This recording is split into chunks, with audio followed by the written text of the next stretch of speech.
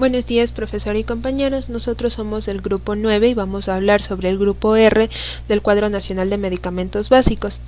En este caso hablaremos de epinefrina, salbutamol, beclometasona, fluticasona, bromuro de ipatropio, acetilcisteína, aminofilina y loratadina. Nuestros integrantes son Ana Belén Arévalo, Cristina Calderón, Joely Narváez, Edison Proaño, Pamela Rodríguez y Michelle Romero. Como índice. Primero hablaremos de los objetivos, segundo una introducción y aquí hablaremos el aparato respiratorio y algunas enfermedades de las vías respiratorias. 3 tenemos el caso clínico, 4 epinefrina, aquí hablaremos la descripción, mecanismo de acción, C indicaciones, D dosis, E efectos adversos, F contraindicaciones y G medidas no farmacológicas. Esto lo haremos para cada medicamento. 5 salbutamol, 6 beclometasona, 7 fluticasona, 8 bromuro de ipatropio, 9 acetilcisteína, 10 aminofilina, 11 loratadina y por último 12 las conclusiones. Objetivos. Primer objetivo tenemos conocer el fármaco más apropiado para el tratamiento de un caso clínico de asma grave. 2. Identificar las principales características del aparato respiratorio, así como su fisiología. 3. Detallar las características de los diferentes fármacos del grupo R del Cuadro Nacional de Medicamentos Básicos, como sus indicaciones, mecanismo de acción, posología, efectos adversos, entre otros. Introducción.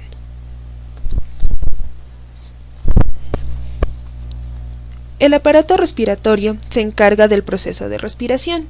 ¿Pero qué es la respiración? La respiración es el proceso por el cual tomamos oxígeno del aire y la expulsamos como dióxido de carbono. El tracto respiratorio está formado por 3 partes. Primero, las vías respiratorias altas. Estas son nariz, fosas nasales, boca, faringe, laringe y tráquea.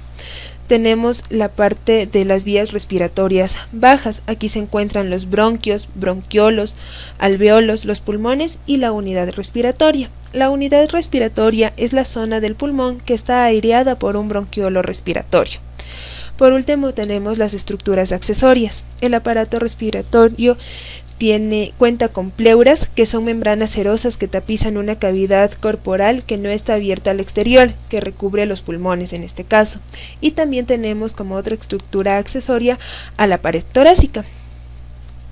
Ahora, el aparato respiratorio cuenta con varios mecanismos de defensa. Tenemos entre ellos los físicos, que son la tos o el efecto ascendente de la eliminación mucosilar. Estos sirven para eliminar agentes extraños. Tenemos los inmunitarios, que cuentan con enzimas, macrófagos pulmonares y tejido linfoide. Estos sirven para desactivar los agentes extraños. Los mecanismos de defensa pueden ponerse en marcha de manera inapropiada o pueden resultar insuficientes para luchar contra los agentes desencadenantes. Debido a esto se puede producir una enfermedad. Ahora hablemos sobre las enfermedades de las vías respiratorias. Existen diferentes enfermedades que atacan el sistema respiratorio. Entre las más frecuentes o las más comunes se pueden considerar las siguientes. Primero, un resfriado común. Un resfriado es causado principalmente por el rinovirus. Este comienza con una manifestación como malestar rinofaringio y se produce luego de un leve a moderado compromiso del estado general. Es una enfermedad autolimitada. Generalmente dura de 3 a 4 días. No existe un tratamiento específico y tampoco existen complicaciones, salvo algunas ocasiones que se puede presentar una sinusitis bacteriana en adultos y una otitis en niños. Otra enfermedad que encontramos es la influenza. La influenza es una enfermedad altamente contagiosa. Es causada por los virus de influenza tipo A y virus de influenza tipo B. Desde el virus de la influenza A, este es mucho más severo que el virus de influenza tipo B. Se transmite de persona a persona por contacto directo a través de secreciones respiratorias, producidas al toser o estornudar. El tiempo de manifestación de esta enfermedad dura de 4 a 5 días y hay algunas excepciones en las que puede durar un poco más de tiempo. Otra enfermedad encontramos a la neumonía. Las neumonías son afecciones inflamatorias agudas de origen infeccioso ocasionado por bacterias, virus u hongos. Estas generalmente comprometen el territorio alveolar, como podemos verlo en las imágenes. La vía de acceso es la vía aérea inferior. Su principal mecanismo es la aspiración bucofaringea. Otra enfermedad que encontramos es la tuberculosis.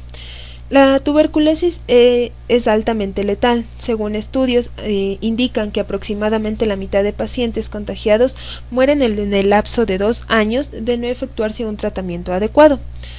Esta es causada por bacterias y se contagia de persona a persona a través de gotas microscópicas diseminadas en el aire, como lo podemos observar en la imagen. La siguiente enfermedad que presentamos es la silicosis. Esta es una enfermedad muy frecuente en el grupo de las neumoconiosis. Se produce por la inhalación del polvo de dióxido de silicio. Este es el principal constituyente de la corteza terrestre. Cuando las partículas de dióxido de silicio son demasiado grandes, las barreras defensivas del aparato respiratorio no son capaces de eliminarlas, por lo que éstas llegan a los alvéolos, donde son fagocitados por los macrófagos. Esta enfermedad presenta como características la fibrosis pulmonar o también problemas bronquíticos. Por último, presentamos también la enfermedad de asma. El asma es una enfermedad crónica de las vías respiratorias bronquiolares y se caracteriza por la obstrucción reversible y recurrente del flujo aéreo. Puede ser alérgica y esto es conocido como asma extrínseca, o no alérgica y es conocido como asma intrínseca. Los estímulos que la provocan son alérgenos inhalados como epitelios animales o el polen, y alérgenos laborales como aire, frío, el ejercicio, estrés o la contaminación ambiental. Los cambios asmáticos causados en respuesta a los estímulos se producen en varias vías complejas a través de mecanismos como lo son las reacciones inmunitarias de hipersensibilidad de tipo 1 y liberación de mediadores de la inflamación. 2. Tenemos la fisiología del tono del músculo liso de las vías respiratorias. 3. Tenemos las anomalías en el flujo de calcio. Y 4. Las roturas en las uniones herméticas. Bueno, continuando con la exposición, ahora pasamos al caso clínico. El caso clínico que se va a mostrar a continuación es referente al asma grave.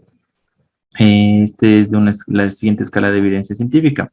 Es de una fuente primaria, una escala de evidencia 4, una fuerza de recomendación grado C y un nivel de evidencia 3. Primero iniciaremos haciendo presentación del caso. Es una preescolar femenina de 4 años de edad, producto de una segunda gesta, nacida por cesárea a las 37 semanas, con un peso al nacer de 2.130 gramos y una talla de 46 centímetros. En la historia del paciente, la niña presenta un tamizaje metabólico y auditivo normal, una lactancia materna por 50 días, un desarrollo psicomotor normal, adecuados hábitos higiénicos y dietéticos. La única característica era que convivía con su mascota y tenía todas las inmunizaciones según el esquema nacional de vacunación.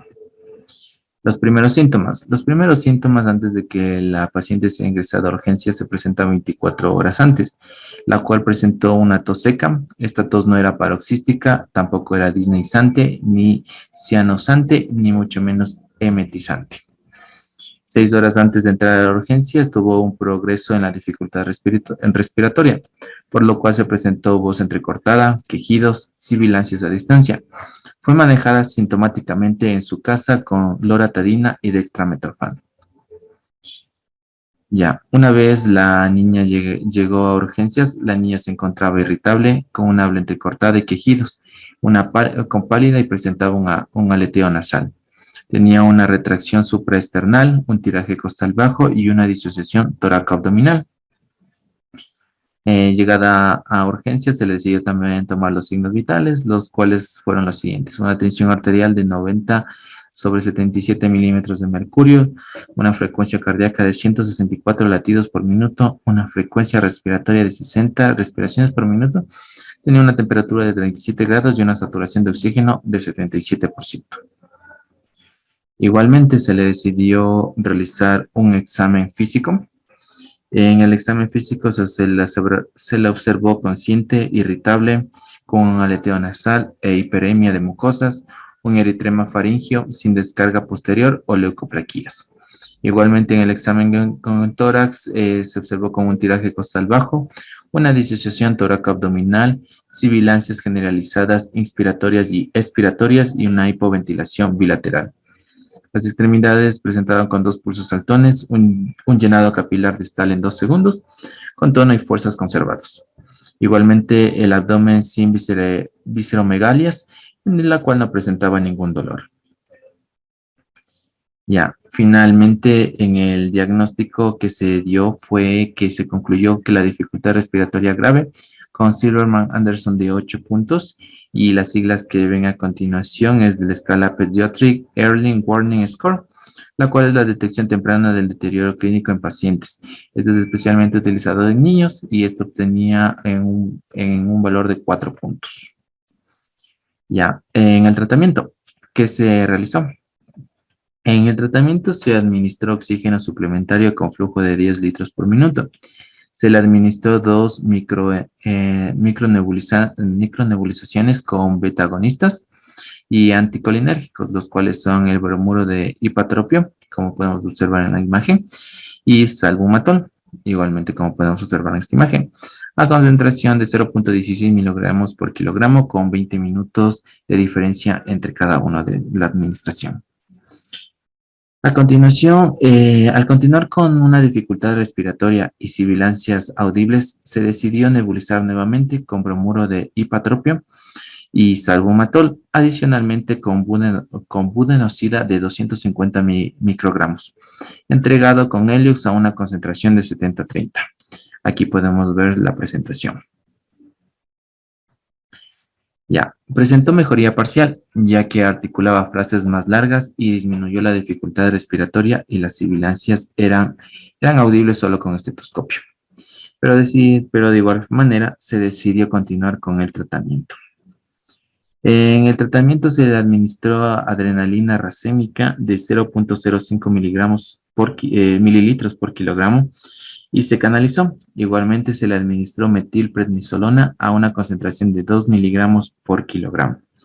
Con esto, la frecuencia cardíaca disminuyó a 47 por minuto y igualmente la escala de Silverman-Anderson disminuyó de 8 puntos a 4 puntos. Aquí podemos observar las presentaciones de los fármacos antes mencionados.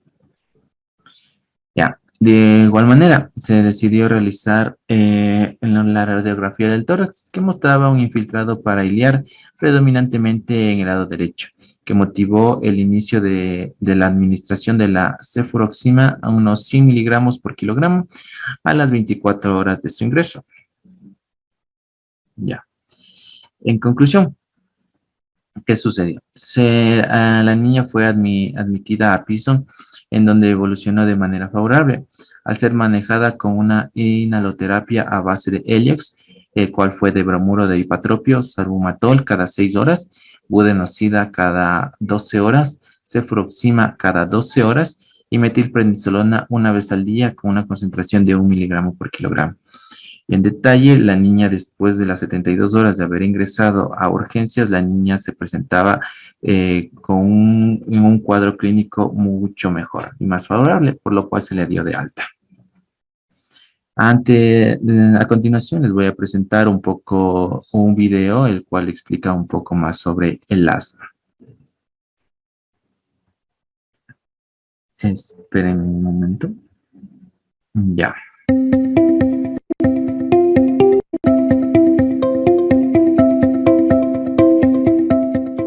Normalmente, cuando el paciente tiene asma, el signo cardinal pues es una tos crónica, repetitiva, en accesos, puede ser nocturna, puede ser a cualquier hora del día.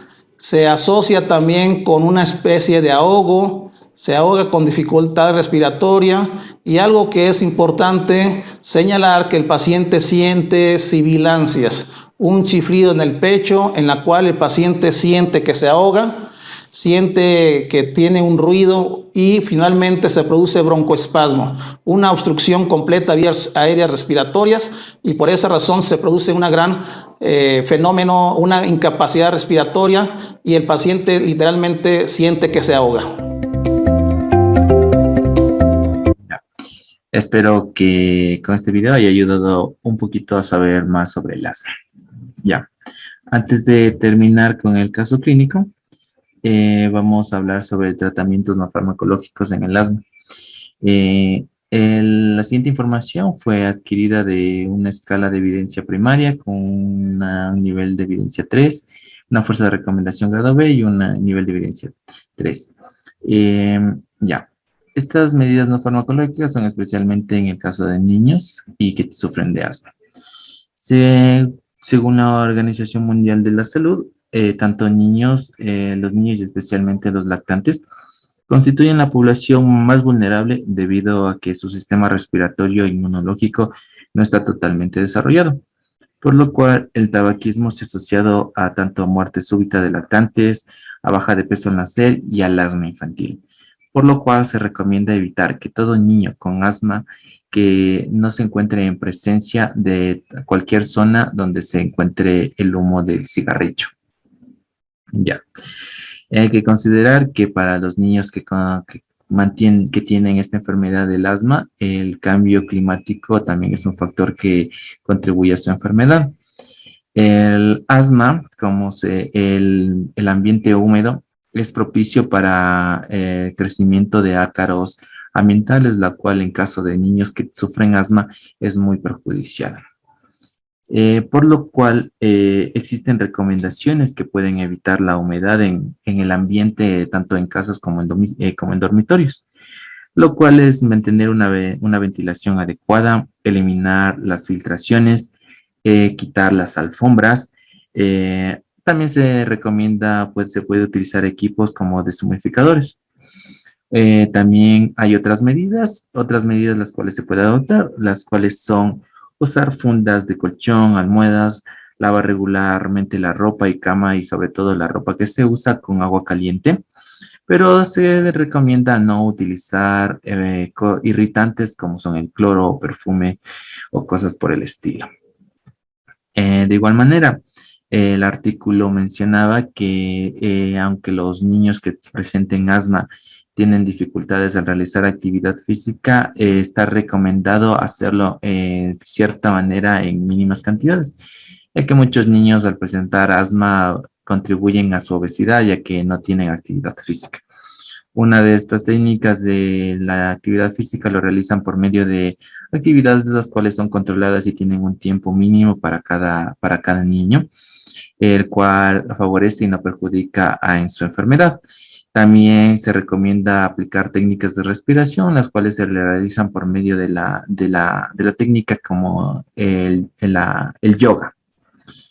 De igual manera, hay evidencia respecto a que las situaciones tanto de estrés sostenido y al acontecimiento de alto impacto emocional tienen un papel fundamental en la irrupción de esta enfermedad, en el curso de la misma y en su posterior evolución, por lo cual algunos expertos recomiendan que los pacientes que sufren asma tengan alguna intervención psicológica en la cual participen tanto ellos como su familia. Esto ha sido todo. Muchas gracias. El día de hoy yo les voy a hablar acerca de la epinefrina. La información que se presenta a continuación fue consultada en los siguientes artículos científicos. El primero se titula como vasopresores inotrópicos en el uso de la pediatría, en donde su fuente de investigación es primaria con escala de evidencia 2B, fuerza de recomendación B y nivel de evidencia 2++. También tenemos el artículo adrenalina con fuente de investigación primaria, escala de evidencia 1B, fuerza de recomendación C y nivel de evidencia 3. En su descripción tenemos que la epinefrina pertenece a la clase de medicamentos llamados agonistas alfa y beta adrenérgicos, agentes simpático-miméticos. Funciona relajar los músculos de los vías respiratorias y estrechar los vasos sanguíneos. En el mecanismo de acción de la epinefrina tenemos que estimula el sistema nervioso simpático, los receptores alfa y beta, aumentando de esta forma la frecuencia cardíaca, gasto cardíaco, circulación coronaria, mediante su acción sobre los receptores beta de la musculatura lisa bronquial. En sus dosis e indicaciones tenemos que está indicado para la broncodilatación, en la administración subcutánea o intramuscular. En adultos se suele recomendar una dosis de 0,2 a 1 miligramo en 1 ml de solución en una proporción de 1/1000, donde se puede repetir cada 20 minutos y posteriormente en intervalos de 4 horas. En lactantes y niños, excepto prematuros y recién nacidos, se aplica dosis de 0,1 miligramos por kilogramo de peso en una proporción de 1/1000 por la vía subcutánea, donde se puede repetir cada 20 minutos y posteriormente en intervalos de 4 horas. También tenemos en la broncodilatación y en las nebulizaciones en adultos y niños mayores de 4 años se utiliza dosis de 0,5 ml de adrenalina racémica con 3 ml de suero fisiológico y se administra cada 15 minutos en un periodo de 3 a 4 horas. También tenemos que se utiliza en la reacción anafiláctica como broncodilatación. Esta administración suele ser por vía intravenosa y en adultos se suele aplicar dosis de 0,1 a 0,25 miligramos en 5 ml de solución en una proporción de 1 a 10.000 lentamente. También tenemos que los niños suelen utilizar dosis de 0,5 miligramos y puede repetirse cada 20 a 30 minutos hasta controlar la dosis. En lactantes y en neonatos se puede aplicar dosis de 0,1 miligramos por kilogramo de peso y si el paciente se encuentra intubado, puede administrarse la misma dosis a través del tubo endotraqueal directamente. También tenemos que se utiliza como vasopresor. En adultos por vía intramuscular o subcutánea, dosis de 0,5 miligramos cada 5 minutos si es necesario, pasando en la pauta intravenosa en cuanto sea posible.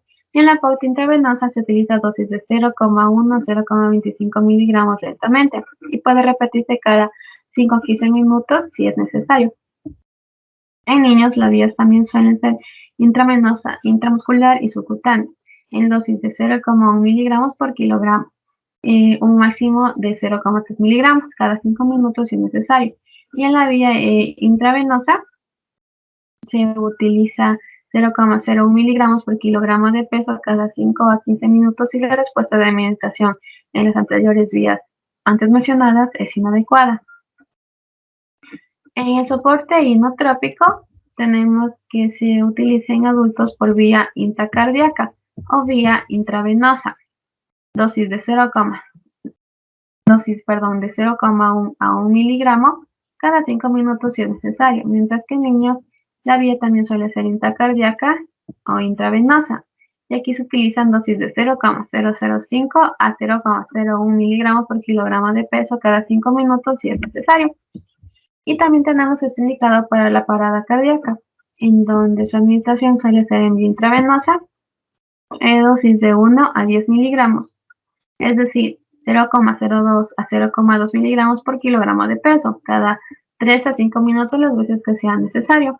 Y también se puede administrar por vía intraqueal de 5 a 10 miligramos, es decir, de 0,1 a 0,2 miligramos por kilogramo de peso, de 5 a 10 ml de suero fisiológico. En las interacciones tenemos que la epinefrina puede interaccionar con bloqueantes adrenérgicos. Existe agonismo con la adrenalina de manera que no debe administrarse conjuntamente, salvo en el caso de una intoxicación por adrenalina. La administración concomitante de adrenalina y betobloqueantes como el propanolol provoca una elevación de la presión arterial debido a la vasoconstricción, seguida de bradicardia refleja y ocasionalmente arritmia. También no debe administrarse conjuntamente con cariotónicos, ya que la administración junto con los glucosílicos y digitálicos aumenta la posibilidad de aparición de arritmias ventriculares por la suma de sus acciones. Además, la adrenalina tiene un efecto hipocalémico que puede aumentar la susceptibilidad de las arritmias cardíacas causadas por la digoxina y otros glucósidos cariotónicos. También tenemos los anestésicos generales como cloroformo, alótamo y o ciclopropano. Estos anestésicos pueden sensibilizar el tejido miocardio y esto aumenta la irritabilidad cardíaca y puede resultar en la aparición de arritmias ventriculares, taquicardia y fibrilación ventricular. También tenemos los medicamentos que producen la pérdida de potasio, incluidos corticoides diuréticos que disminuyen el potasio, como la minofilina o teofilina. Existe una potenciación del efecto hipocalémico de la adrenalina, por lo que se recomienda que los pacientes tengan monitorizadas sus concentraciones plasmáticas de potasio.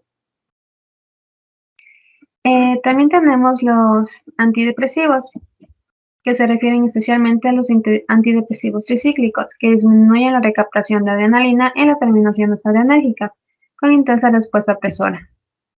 Tenemos también los inhibidores de la catecol o metiltransferasa, COMT.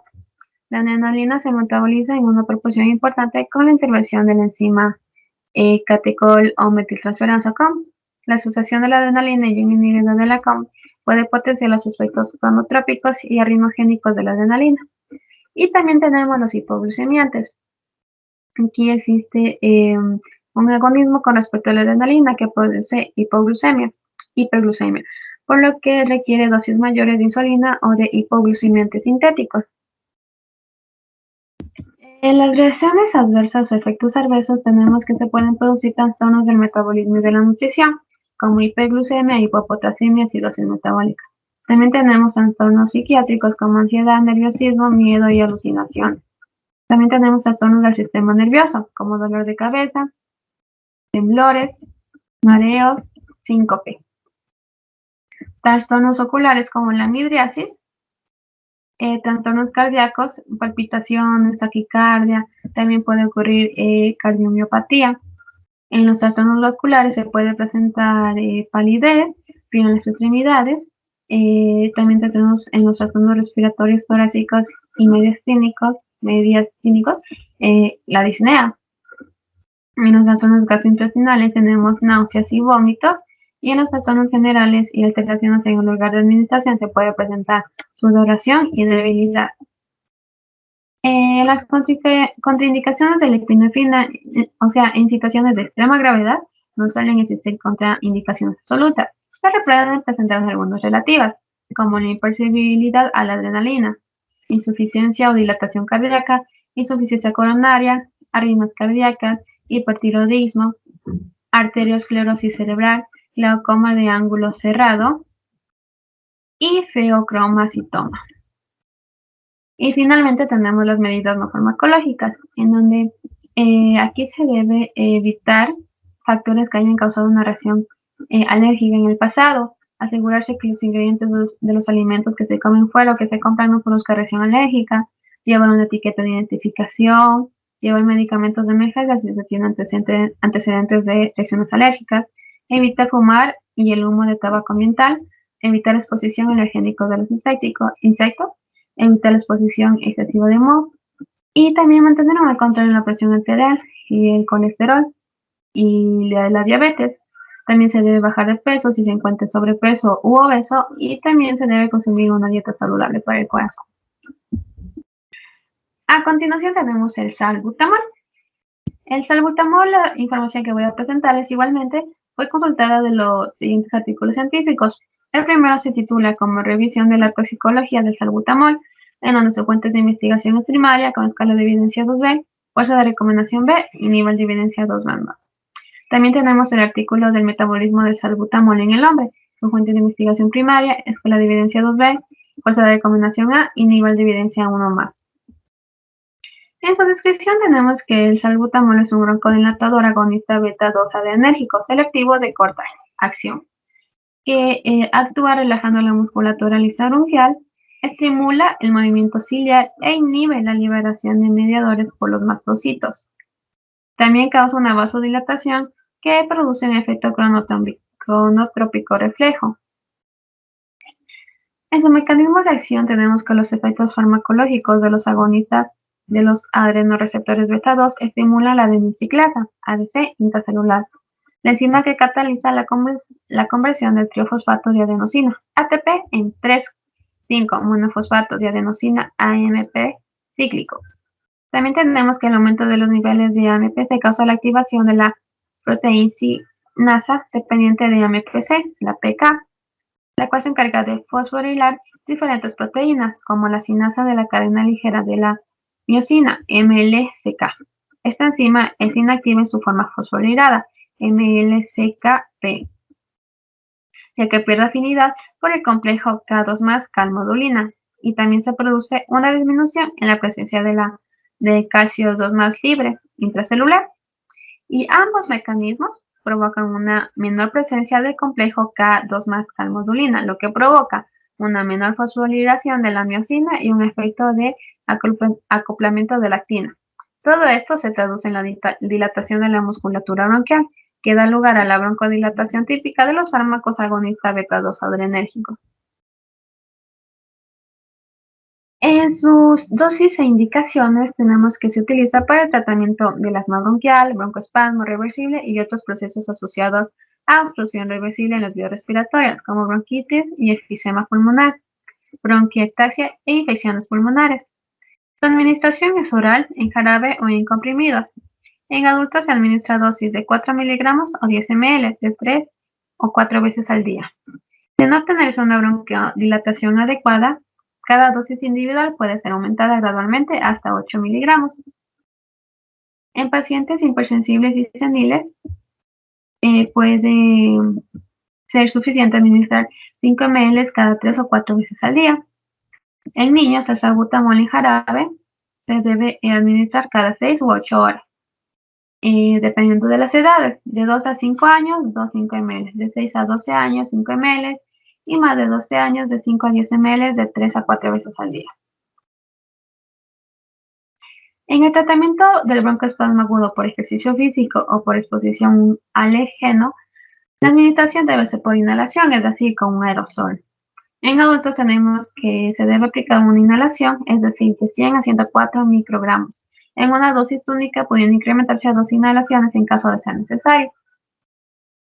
Tenemos que en los niños se suele recomendar una inhalación aumentando la dosis y la exposición adecuada, y no se debe superar las 4 inhalaciones diarias.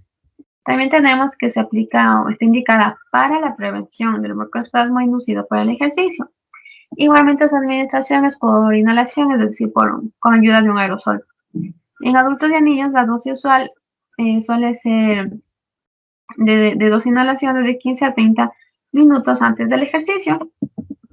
Y como efectos adversos tenemos que puede producir trastornos en el sistema inmunológico, que suelen ser muy raras las reacciones de hipersensibilidad, incluyendo angioedema, urticaria, broncoespasmo, hipotensión y colapso.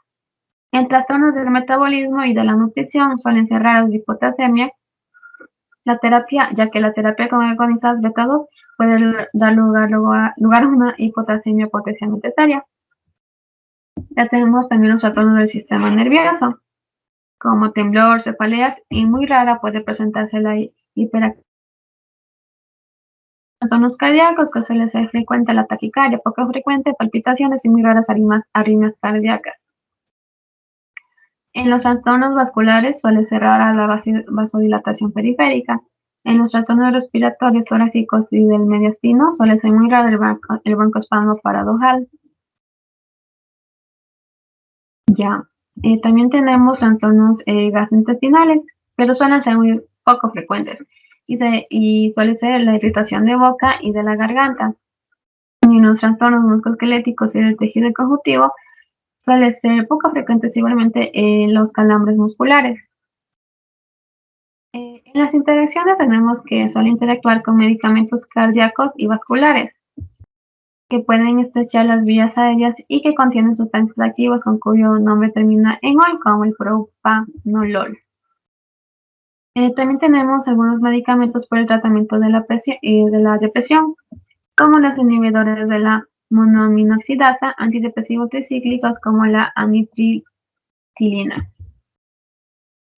También tenemos los anestésicos, que suelen ser los inductores de pérdida parcial o total de la sensibilidad, como el alotano. También tenemos medicamentos para el latido irregular del corazón, tales como la digoxina, que suelen ser bloqueadores de los canales de calcio, y también tenemos derivados de la xantina, que suelen ser usados para ayudar con la respiración, tales como la teofilina. tenemos los esteroides, que suelen ser un grupo de hormonas, tales como la cortisona, y los diuréticos, que suelen ser sustancias que al ser ingeridas provocan una eliminación de agua y de electrolitos a través de la orina únicamente, como la furosemida. Contraindicaciones, tenemos que el salbutamol por inhalación está contraindicado en pacientes con antecedentes a la hipersensibilidad del fármaco o cualquiera de sus componentes. Al igual que otros agonistas beta-adrenérgicos, el salbutamol puede producir un broncoespasmo paradójico que puede ser potencialmente mortal. Si se produce el broncoespasmo, debe interrumpirse inmediatamente el tratamiento e insistir con una terapia alternativa. Claramente puede ocurrir reacciones de hipersensibilidad inmediata después de la administración, como existen casos raros como la urticaria, angioedema, erupción cutánea y edema orofaringeo. Y finalmente tenemos las medidas no farmacológicas, en las cuales consiste igualmente o suelen ser similares a las de epinefrina, que consisten en evitar fumo y el humo del tabaco mental, evitar la exposición de alergénicos de insectos, evitar la exposición excesiva a moho. También se debe hacer un buen precalentamiento antes del ejercicio físico para prevenir la presión en el pecho. También, si es que es necesario algún tratamiento antes del ejercicio físico, se debe tomar los medicamentos lo más cerca del momento al comenzar con la actividad como sea posible. Y gracias. El siguiente fármaco es la beclometasona. La información ha sido obtenida del artículo Corticoides inhalados en el tratamiento del asma, presente y futuro. Es una fuente primaria con una escala de evidencia 4 y una fuerza de recomendación grado B. La beclometasona es un fármaco antiinflamatorio perteneciente a los glucocorticoides. Podemos observar el respectivo código ATC y su estructura molecular. La vía de administración de la beclometasona es oral, ya que se administra mediante un inhalador con dosificador, como se observa en el gráfico. La concentración es de 50 microgramos y también tenemos en 250 microgramos. El mecanismo de acción de la beclometasona es importante considerar que todos los glucocorticoides operan de manera similar en su acción antiinflamatoria. Entonces, tenemos que el glucocorticoide, que en este caso es la beclometasona, se va a unir al receptor glucocorticoide que permanece inactivo y unido a dos moléculas de proteína de compañía. Estas moléculas de proteínas de compañía impiden su traslocación al núcleo, pero se desprenden cuando ya tenemos el complejo, tanto con el receptor y el glucocorticoide. Entonces, este complejo se desplaza al núcleo donde se une en el ADN y a estos elementos de respuesta al glucocorticoide y también se une a moléculas coactivadoras que después del proceso provocan una acetilación de nucleohistonas, una apertura de la estructura de la cromatina y una inducción de transcripción genética, con la finalidad de activar genes que codifiquen proteínas antiinflamatorias. Este mecanismo se conoce como transactivación. Aquí vemos lo anteriormente explicado. Ingresa el glucocorticoide, que en este caso es la beclometasona, hacia el citoplasma, se une con el receptor, este se activa, ingresa al núcleo, se une a estas moléculas coactivadoras y otros elementos de respuesta al glucocorticoide, se da la transcripción genética, la acetilación del núcleo de histonas y se activan estos genes antiinflamatorios para que se codifiquen proteínas antiinflamatorias. Entre ellas tenemos, por ejemplo, a la lipocortina, que inhibe a la fosfolipasa A2 y en consecuencia se suprime la liberación de mediadores químicos, como las prostaglandinas y leucotrienos. También pueden ser las histaminas y otros receptores como se observan en este cuadro. Otro mecanismo potencial para explicar el efecto antiinflamatorio de los glucocorticoides es el mecanismo de transrepresión. Aquí vemos que el estímulo inflamatorio produce activación de las sinasas, como la IKK-beta, que tras activar factores de transcripción interactúan con moléculas coactivadoras inducen la acetilación de histonas y transcripción de genes proinflamatorios. Entonces, nuestro complejo del glucocorticoide con receptor que ya está en el núcleo porque ha sido activado, va a inducir el reclutamiento de histona de acetilasas que evitan esta acetilación de histonas, repliegan la estructura de la cromatina y finalmente inhiben la transcripción de estos genes proinflamatorios.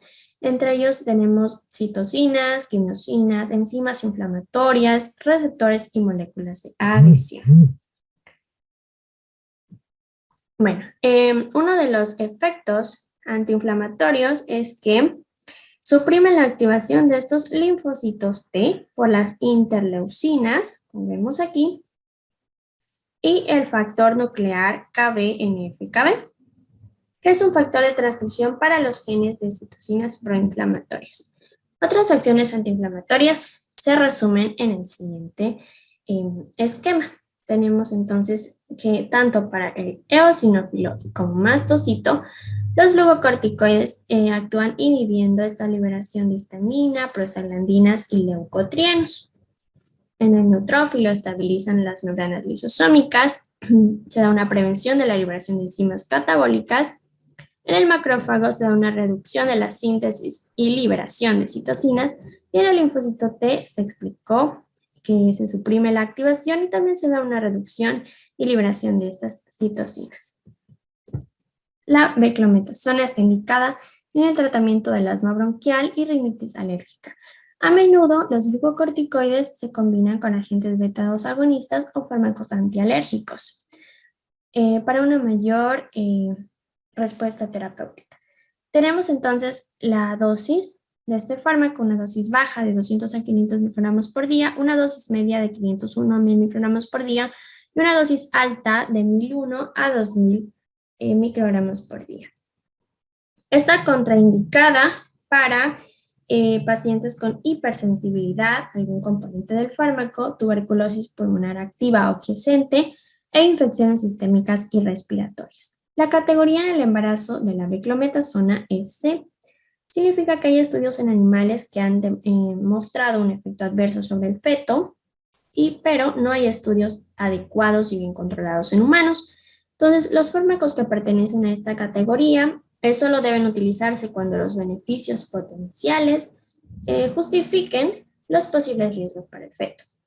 Entre las interacciones farmacológicas o medicamentosas tenemos que no se puede usar en combinación la beclometasona con inhibidores potentes del citocromo P3A4 como ritonavir, ketoconazol, itraconazol, claritromicina, entre otros, ya que se incrementan sus concentraciones plasmáticas y disminuyen el cortisol plasmático. Tampoco deben utilizarse en combinación con vacunas, otros corticosteroides y vitaminas. El siguiente fármaco es la fluticasona. La información ha sido obtenida del artículo corticosteroides inhalados. Es una fuente también primaria con una escala de evidencia 4 y este estudio descriptivo tiene una fuerza de recomendación grado B. La fluticasona es también un fármaco antiinflamatorio glucocorticoide con una vía de administración oral porque se administra de igual manera con un inhalador con dosificador. Se muestra el respectivo código ATC y su estructura molecular y viene en concentraciones de 125 y 250 microgramos.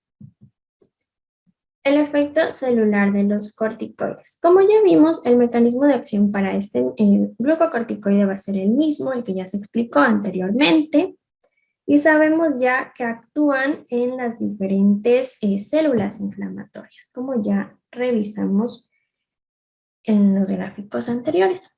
Bueno, la fluticasona está indicada para el tratamiento de asma bronquial y enfermedad pulmonar obstructiva crónica. En la dosis tenemos una dosis baja de 100 a 250 microgramos por día, una dosis media de 251 a 500 microgramos por día y una dosis alta de 501 a 1000 microgramos por día. Aquí se muestra una representación del recorrido de los corticoides inhalados tras su inhalación. Vemos entonces que la dosis inhalada se deposita en la orofaringe, pudiendo ocasionar efectos secundarios locales que veremos luego. Esta porción, tras ser deglutida, absorbida desde el tracto gastrointestinal, sufre un metabolismo hepático. Puede no ser metabolizada completamente y por ello pasar a la circulación sistémica, y la porción depositada en el pulmón va a ejercer su acción antiinflamatoria local que se desea, pero también puede ser absorbida a la circulación sistémica, provocando efectos secundarios sistémicos. La fluticasona está contraindicada en pacientes con hipersensibilidad, tratamiento de los síntomas agudos del asma, infecciones sistémicas y respiratorias. También pertenece a la categoría en el embarazo C, y entre las interacciones farmacológicas son similares a la beclometasona, con fármacos inhibidores potentes del citocromo P3A4, como ritonavir, ketoconazol y traconazol, entre otros, que aumentan las concentraciones de la fluticasona. Los efectos adversos de los corticoides inhalados de manera general tenemos efectos locales y sistémicos. Entre los locales tenemos tos, disfonía, candidiasis orofaringia, dolor de garganta y en pacientes con EPOC, neumonía. Y los efectos sistémicos tenemos supresión del eje hipotalámico hipoficiario suprarrenal, inhibición del crecimiento en niños, hipertensión, osteoporosis, cataratas, glaucoma, algunos trastornos psiquiátricos incluso, efectos cushingoides y alteraciones metabólicas, entre ellas la hiperglucemia. Y las medidas no farmacológicas. El asma no se puede prevenir, pero sí controlar. Entonces se debe evitar el polvo, el polen, el pelaje de algunos animales, también entre los productos de limpieza no utilizar químicos, no fumar, no consumir alcohol, también manejar estos factores de una manera responsable, ya que el deporte puede desencadenar el asma. Por lo tanto, es recomendable no hacer mucha resistencia, pero sí practicar, o sea, sí realizar deporte, pero de una manera moderada. También realizar actividades de relajación, porque el estrés también desencadena el asma. Llevar una dieta equilibrada en cuanto a la alimentación y un peso óptimo. Gracias. Yo les voy a hablar sobre el bromuro de hipertropio. La información fue obtenida de diferentes artículos y del Cuadro Nacional de Medicamentos Básicos. El código...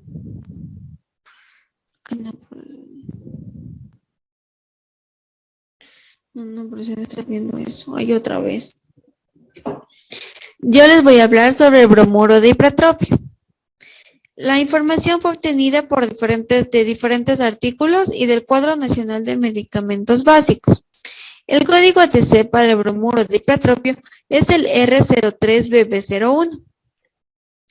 Este es un antagonista no selectivo de los receptores muscarínicos. Su vía de administración es inhalatoria. La concentración en líquido para inhalación es de 0,02 miligramos por dosis y en líquido para nebulización es 0,25 miligramos por mililitro.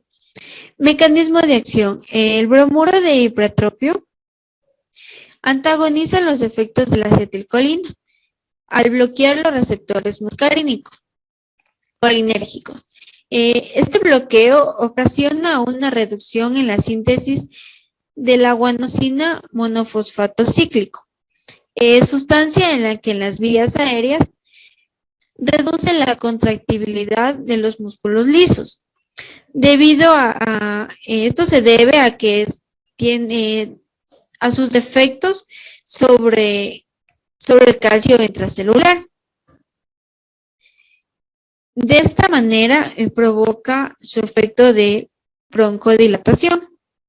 Esta información fue obtenida de un artículo denominado bromuro de hipertropio con fuente de información primaria, escala de evidencia 4, fuerza de recomendación grado B y nivel de evidencia 3.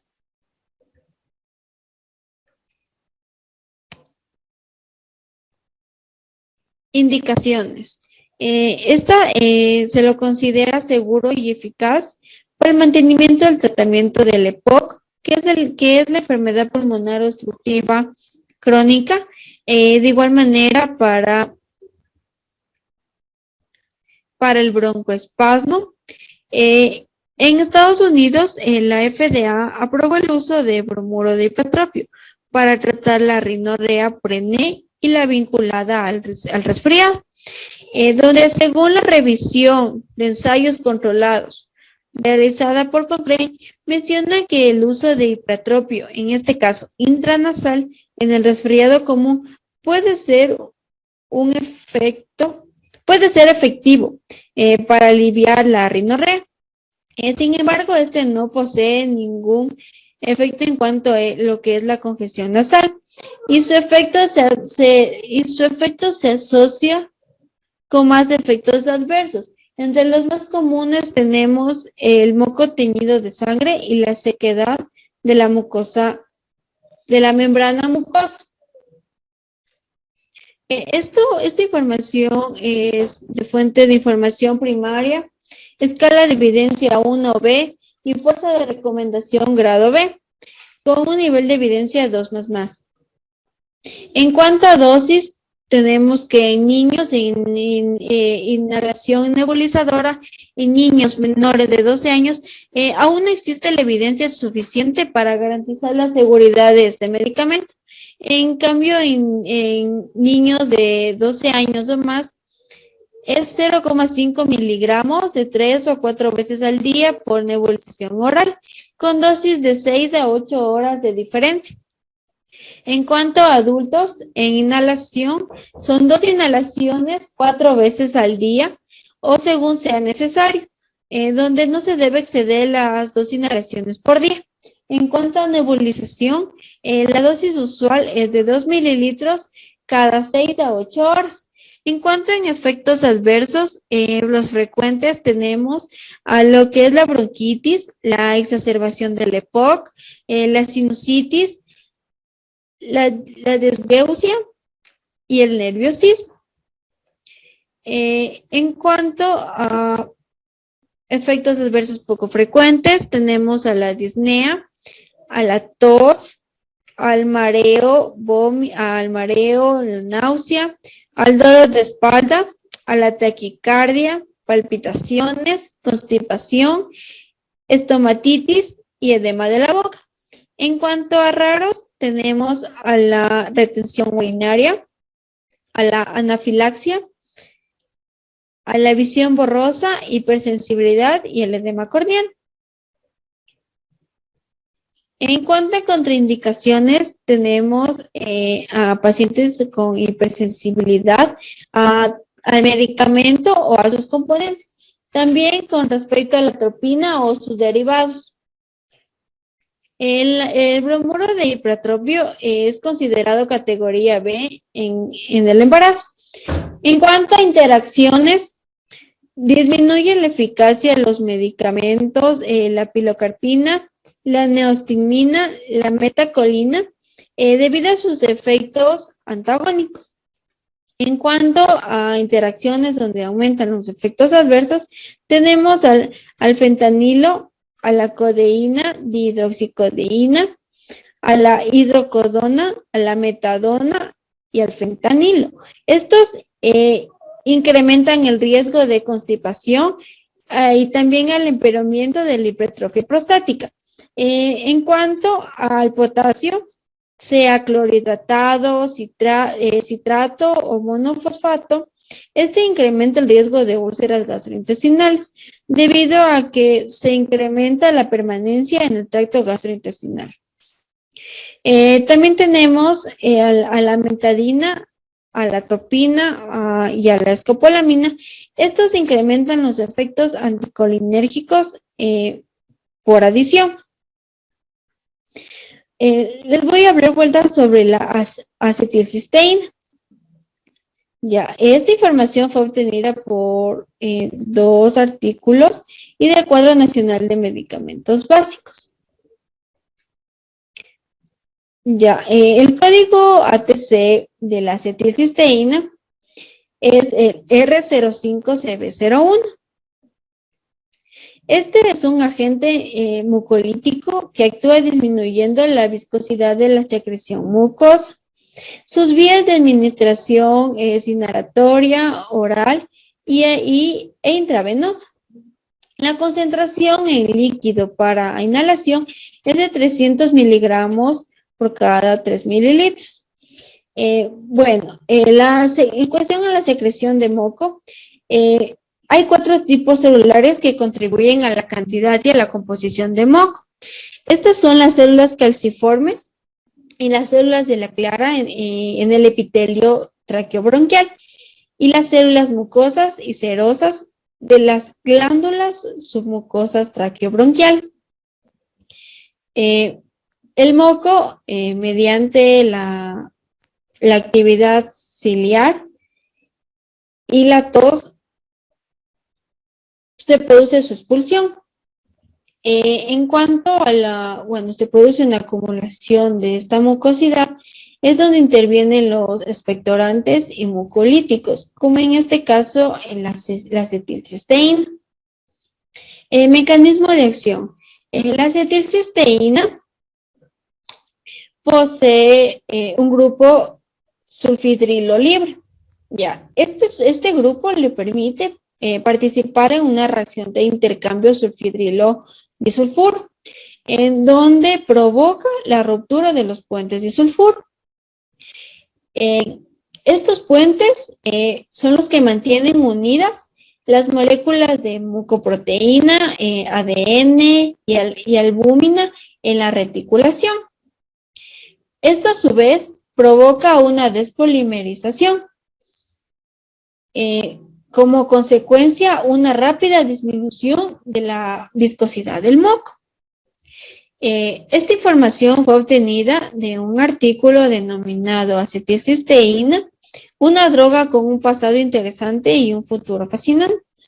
Esta fuente de información es primaria, con una escala de evidencia 4, una fuerza de recomendación grado A y nivel de evidencia 2++. Ya, además, la acetilcisteína activa el epitelio ciliar, lo que permite el aumento de la expectoración. Además, por su carácter reductor, la acetilcisteína ejerce una actividad citoprotector en el aparato respiratorio frente a la acción lesiva del estrés oxidativo por radicales libres oxidantes de diversa etiología a nivel molecular. En cuanto a las indicaciones, tenemos como mucolítico, terapia de bronquitis aguda y crónica y fibrosis quística. Este artículo se encontró en un artículo denominado Los efectos de la acetilcisteína en infecciones respiratorias virales agudas en humanos. Menciona que se puede recomendar la acetilcisteína de manera temprana en pacientes COVID para reducir el moco respiratorio y la inflamación, con una mejoría de los mismos. Esta información es de fuente primaria, con una escala de evidencia 4, una fuerza de recomendación grado B y nivel de evidencia 2-. En cuanto a contraindicaciones de la acetilcisteína, tenemos la hipersensibilidad a los componentes del medicamento o al medicamento mismo. También con respecto al asma aguda y a los niños menores de 2 años. En cuanto a los niños de menores de 2 años, está contraindicado debido a que aumenta la probabilidad de obstrucción, o sea, de obstrucción bronquial y un empeoramiento de los trastornos respiratorios. En cuanto a los efectos adversos, en los frecuentes tenemos a lo que es la náusea, vómito, la taquicardia, la urticaria, la fiebre, el rubor facial, la somnolencia.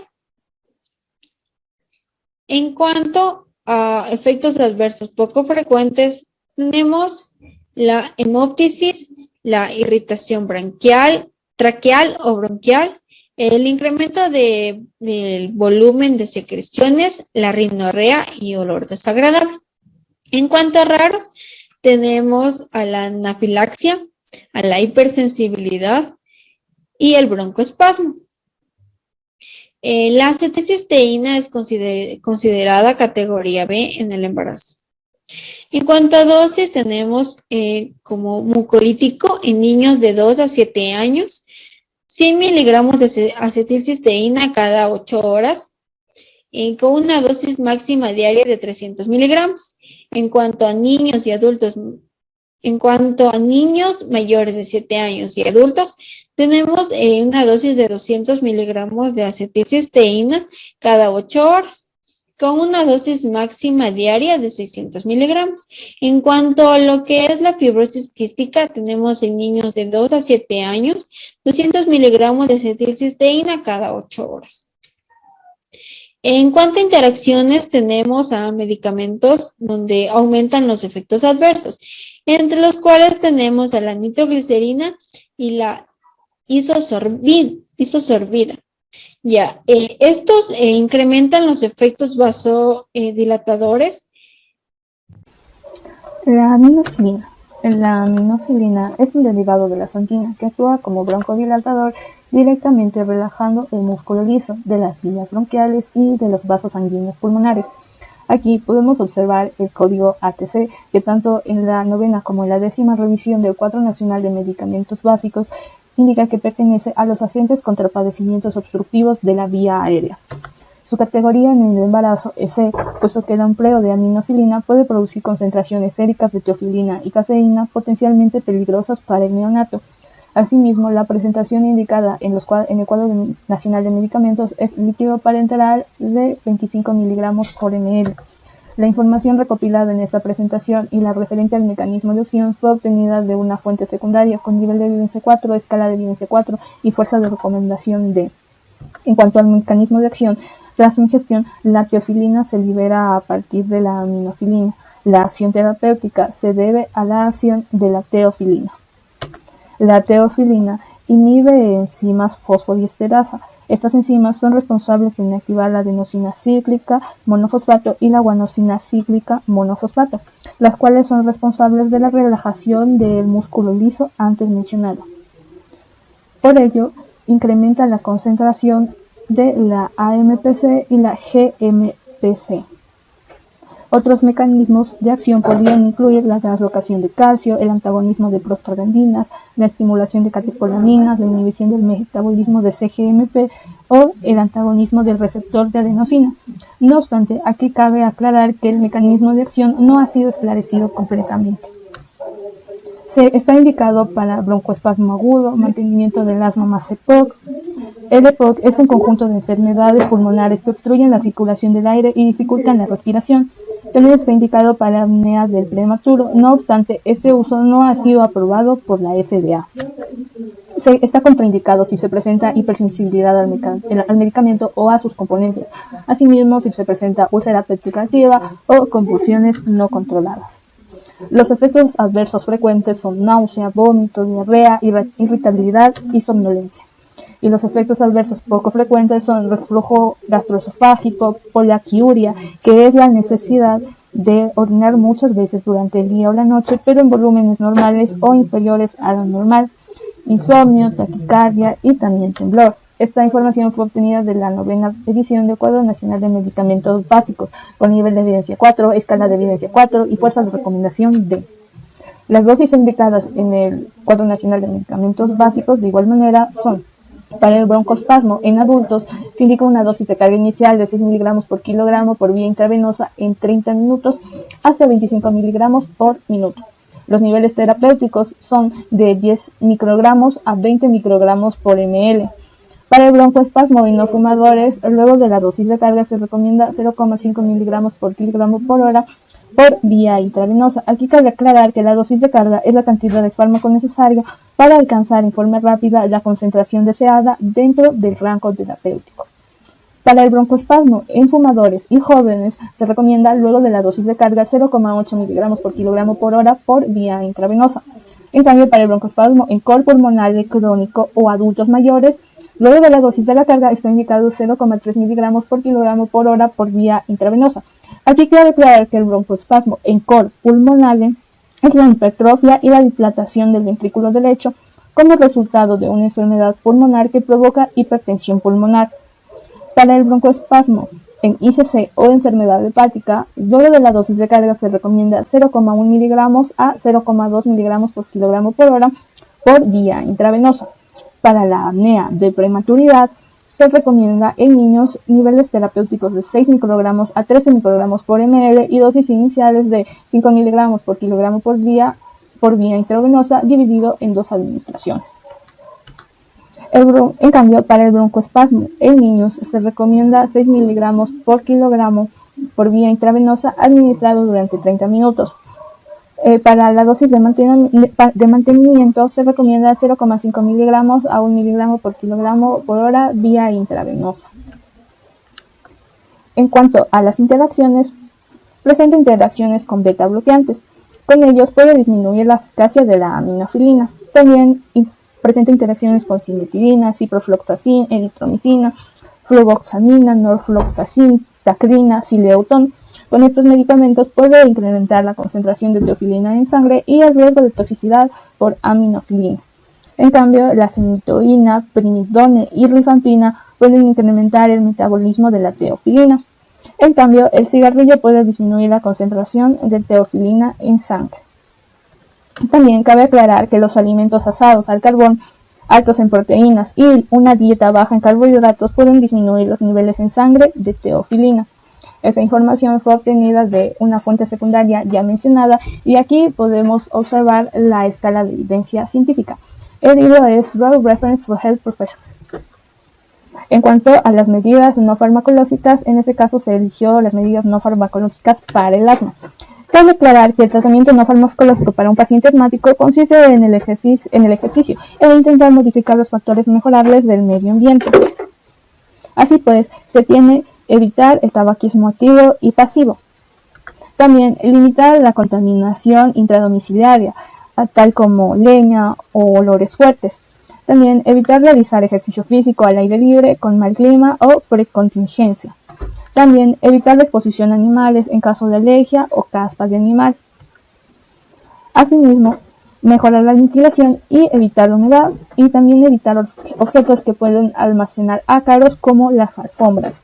Las letras que podemos observar en paréntesis, como la R, la S y BP corresponden. R a recomendación, S sugerencia y BP constituye una buena práctica. Otras medidas no farmacológicas son evitar los alérgenos sensibilizantes en el caso del asma ocupacional, vacunación pediátrica normal, realizar ejercicios respiratorios y realizar ejercicio regular. Uno de ellos puede ser la natación. Esta información fue obtenida de dos fuentes, de una revisión sistemática publicada en Cochrane con nivel de evidencia 1++, escala de evidencia 1A y fuerza de recomendación A. También de la Guía Mexicana para el Asma, con nivel de evidencia 4, escala de evidencia 4 y fuerza de recomendación D. Ahora la loratadina. La loratadina es un antihistamínico no sedante de segunda generación que inhibe competitivamente los receptores H1 de la musculatura lisa. Aquí podemos observar el código ASTC que tanto en la 9ª como en la 10ª revisión del Cuadro Nacional de Medicamentos Básicos se clasifica como un medicamento para el uso del sistema respiratorio. Su categoría en el embarazo es B, lo que indica que en estudios de toxicidad sobre la reproducción no se observaron efectos teratogénicos. Sin embargo, en las ratas se observó una prolongación del parto y una reducción de la viabilidad de las crías a niveles plasmáticos 10 veces superiores a los alcanzados con dosis clínicas. Estas son las presentaciones indicadas en el Cuadro Nacional de Medicamentos. Como podemos observar, son un sólido oral en presentación de 10 miligramos o un líquido oral en presentación de 5 miligramos por 5 ml.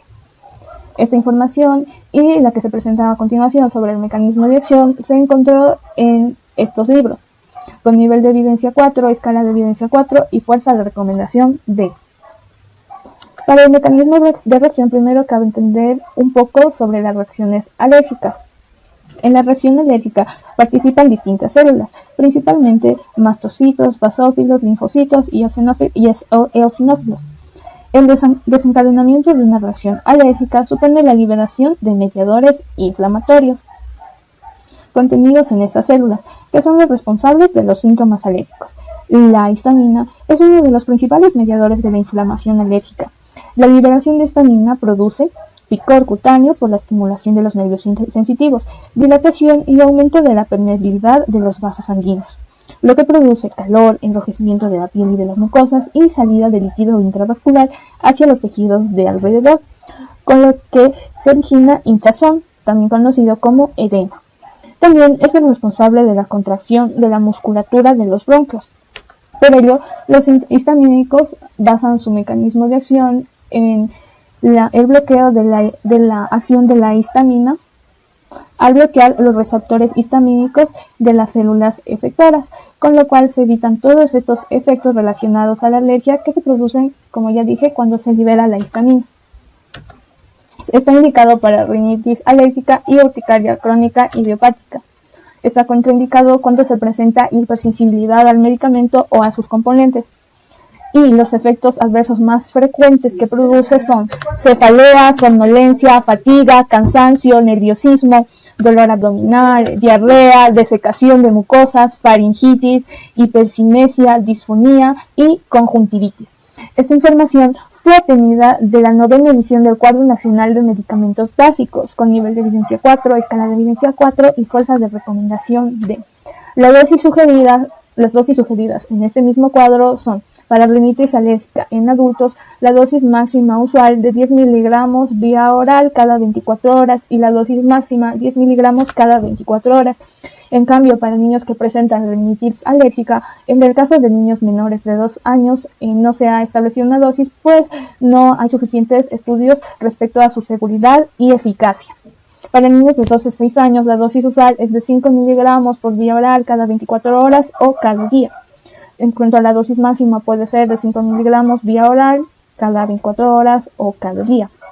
En cambio, en niños mayores de 2 años, la dosis usual es 10 miligramos BO o QD. Y la dosis máxima empleada es 10 miligramos cada 24 horas o cada día. Presenta interacciones que disminuyen su eficacia con carbamazepina, fenitoína, barbitúricos, corticoides y rifampicina. Estos medicamentos incrementan el metabolismo hepático mediante la enzima citocromo P3A4. En cambio, los siguientes, la miodarona y el tranilcipromina, incrementan los efectos adversos de este medicamento, pues incrementan los niveles de la loratadina mediante la prolongación del intervalo QT y arritmias cardíacas, y también prolongan los efectos anticolinérgicos de la loratadina. En cuanto al darunavir, incrementa los niveles de la loratadina por inhibición metabólica hepática. Por otra parte, la cimetidina, macrólidos, itraconazol, ketoconazol, rifampicina y atazanavir incrementan los niveles de loratadina al inhibir su metabolismo dependiente de la enzima citocromo P3A4, como ya se había mencionado. Esta información también se obtuvo del Cuadro Nacional de Medicamentos Básicos.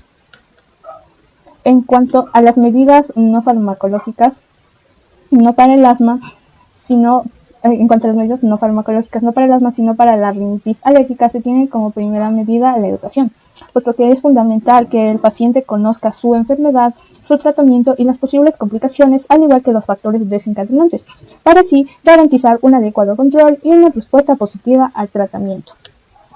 Entre las principales medidas no farmacológicas se tiene evitar la exposición a los alérgenos y el control ambiental. Las recomendaciones para esto son: mantener un ambiente limpio, por lo que se debe hacer aseo frecuente en la casa, lavar la ropa de cama con agua hirviendo, evitar muñecos de peluche y, en caso de tenerlos, lavarlos con regularidad con agua hirviendo, evitar tener animales de casa o mantenerlos aislados para que no permanezcan en los dormitorios, reemplazar los tapetes del hogar por baldosas, limpiar el polvo con trapos húmedos y evitar tener en casa plantas que produzcan esporas, como son los helechos. Y también se debe evitar los animales. Y también cabe aclarar que en cuanto a los productos Para eliminar ácaros existe un nivel de evidencia débil a favor de usar acaricidas y programas extensos de control ambiental para reducir los síntomas asociados a sensibilidad de los ácaros del polvo en la rinitis perenne. Así pues, una revisión en Cochrane de evidencia limitada mostró que la evidencia era limitada en cuanto al uso de los productos para disminuir los síntomas de la rinitis crónica. Esta información fue obtenida de una revisión sistemática publicada en Cochrane con nivel de evidencia 1+ y escala de evidencia 1B y fuerza de recomendación A, y una guía de práctica clínica de diagnóstico y tratamiento para el diagnóstico y tratamiento de la rinitis alérgica con nivel de evidencia 4, escala de evidencia 4 y fuerza de recomendación D. Conclusiones. Los glucocorticoides operan de manera similar en su acción antiinflamatoria, siguiendo el mecanismo molecular de transactivación mediante la activación de genes que codifican proteínas antiinflamatorias y el mecanismo de transrepresión suprimiendo la expresión de genes proinflamatorios activados que codifican citocinas, quimiosinas, enzimas inflamatorias, receptores y moléculas de adhesión. La beclometasona es un fármaco glucocorticoide que reduce la respuesta inflamatoria en la mucosa bronquial indicada en el tratamiento de asma bronquial y rinitis alérgica. Por consiguiente, la fluticasona está indicado en el tratamiento de asma bronquial y en enfermedad pulmonar obstructiva crónica, conocida como EPOC, mejorando la función pulmonar. Ambos antiinflamatorios glucocorticoides reducen la hiperrespuesta bronquial. Estos disminuyen la producción local de mediadores inflamatorios como prostaglandinas y leucotrienos y citocinas, y también provocan un descenso de la producción de citocinas en los linfocitos T y reducción del infiltrado de eosinófilos y mastocitos en la mucosa bronquial. La aminofilina es un derivado sintético de las antinas que al ser ingerido libera teofilina, la cual actúa como broncodilatador directamente relajando el músculo liso. Pese a que su mecanismo de acción no ha sido determinado con claridad, es posible que actúe incrementando la concentración de CAMP y CGMP. Permiten la relajación del músculo liso. Al inhibir las enzimas fosfodiesterasa, las cuales inactivan la CAMP y la CGMP. El salbutamol es un broncodilatador que puede producir una mejoría clínica significativa debido a los receptores pulmonares beta-agonistas en la bronquiolitis, que puede producir una obstrucción de la vía aérea debido a la inflamación de los bronquiolos terminales y los alvéolos. Un estudio demostró que la adrenalina nebulizada es más eficaz que el salbutamol nebulizado, al mejorar los síntomas clínicos y saturación de oxígeno en lactantes entre los 2 meses y los 12 meses de edad con bronquiolitis. Por medio de la información presentada en el caso clínico en niños para el tratamiento del asma grave, se recomienda ser tratada de inhaloterapia a base de bromuro de hipatropio y salbutamol y con tratamiento extra de cefurosina y metilprednisolona, donde se espera que en el transcurso de unas 72 horas el paciente presente una mejoría en su totalidad.